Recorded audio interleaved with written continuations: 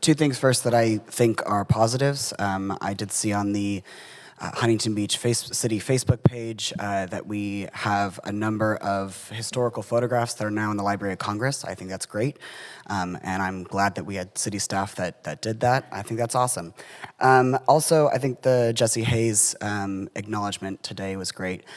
I think that's a great example of how it matters that we are making sure that the disabled people in our community are being heard. Disability is one of the, the disabled demographic is one that you can join at any time, and anyone can join it, right?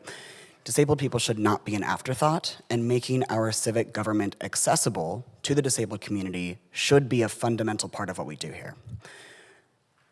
SB 707, there's three major things that it does, right? The first thing is it makes so that any Brown Act meeting, school board, city council, what have you, has teleconference ability, right? Which this city had for a little less than 2 years successfully during the COVID pandemic.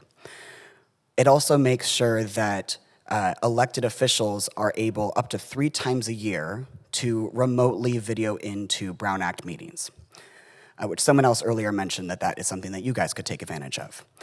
It also makes it so that any language that is spoken by more than 20% of a population of a city, the documents and whatnot for Brown Act meetings have to be made accessible in that language as well. All of these things are about making your work as elected officials more accessible to your constituents.